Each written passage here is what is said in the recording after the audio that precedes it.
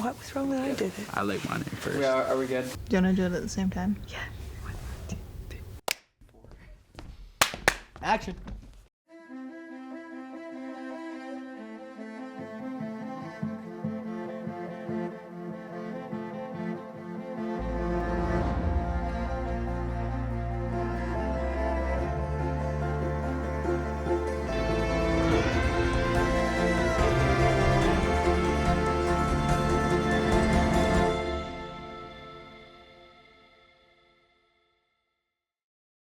For social justice, I'd always wanted to do something that was bigger than me and be a part of something that was bigger than me. So getting to go all the way to Kenya was just an amazing experience and something that I would have never expected. I was connected with Hezekiah and talked to him, saw his passion about it, and I saw I could learn so much from him in this class, which so many people talk about as life-changing and just incredible learning experience. The idea of doing good through something like storytelling was really important to me. I've seen a lot of documentaries that do good, and I didn't feel the good being done. So I wanted to be part of a process that really promised the idea of actually giving back to the people who we work with, our collaborators.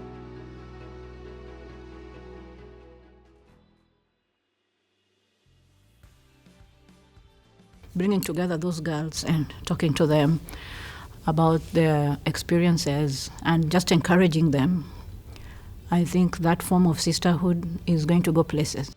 All my team members can fully understand just how fast-paced but how rewarding the process truly is. During that time, pre-production, it was like grasping at straws, but not wanting to sit down and really even turn to a team member right away and kind of share those fears or share those anxieties that I had about being able to be a leader, being able to listen, being able to share the work that our collaborators are already doing, justice. Before we went on the trip, I had fears that we wouldn't be able to work with everyone well, and that I guess we wouldn't be able to carry out, a collective vision that we all think is great.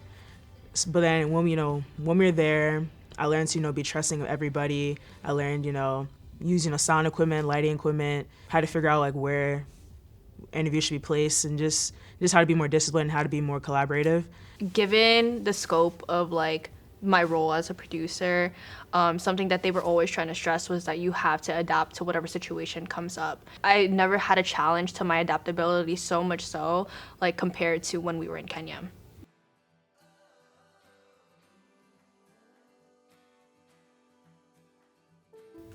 This experience has just been nothing that I've ever experienced before, and I'm grateful for every second of this, even through the good and the bad. I'm just so thankful to even be in this opportunity and possibly made a small little difference in what we're doing. If we're able to impact one person in the audience, then that means something. So just being able to have the platform to amplify the voices of the women in Kenya, I'm just so grateful. One thing that you hear a lot is you need to trust the process. You need to trust Caleb and Hezi. And that's been shown to be dispersed throughout this entire experience. Especially when we were in Kenya, it was all about trust. And especially with documentary filmmaking, when we first got there, we didn't know we had an idea of what we were gonna do, but we didn't know what we were gonna do. Because it could have changed, at the drop of a dime. And so I think I was just really afraid that it wouldn't go the way that I thought it would. I guess going into the trip, it was really hard to trust that I was able to tell people stories. It's really difficult to hear such deeply personal stories and feel like this person trusted me with that information and I have some sort of responsibility to do the best work possible to put that story out.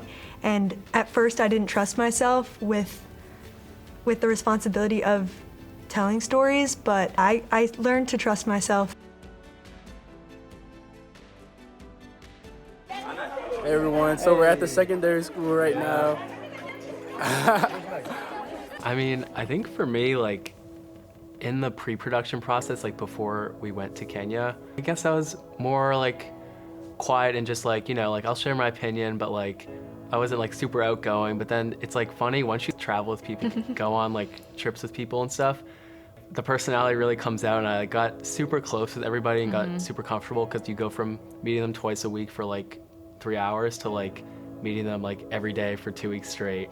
One of the other students taught me how to say, like, do you want to be friends? And like, I love you. I was like, I know you for 3 hours, and like, I can wholeheartedly say that I genuinely love you.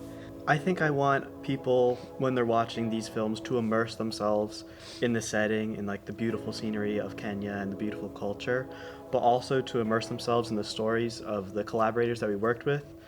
And hopefully they'll see bits of themselves in all of these people that we met throughout the process. I hope that we can touch someone's heart and mind with our documentaries the same way that we were able to connect with the people of Siaya. That's really my only hope, and if that's just one person, that would mean so much more to me. Our main goal is just to tell their story and let people know outside of their small village in Siaya who they are and what types of battles that they're fighting. I think I want to leave with our doc making a difference, and for people to take a step back to understand what's going on, not just inside their own bubble in America or in their own community, but like look internationally and see what's going on, because there's so much that, I mean, you can only do so much as a person, but I feel like everyone's committed to making a change and making an impact. The goal would be to have people reflect upon themselves as who they are and how they treat other people, and specifically the woman in their lives. So wherever that person's from, whether it's America, whether it's CI, Kenya, Philly, New York, wherever it may be, if both men and women in the crowd can watch this film, reflect upon themselves for a little bit, and think about how they treat the women in their lives and ways that that can be improved and ways that they could help assist others improve. I think that's the most important thing. I can't even put it in any other words other than like, it was the most like impactful, hard experience that I'm ever gonna have. I didn't even realize like the impact that I was making on her children there, but there's one point like I had like the headphones on and her kids were just like sitting around me. I was like, hey, do you like want to hear like what your mom is saying inside? And they were like, yeah. So I gave them the headphones and they just like were so like happy to just like hear their mom just speaking.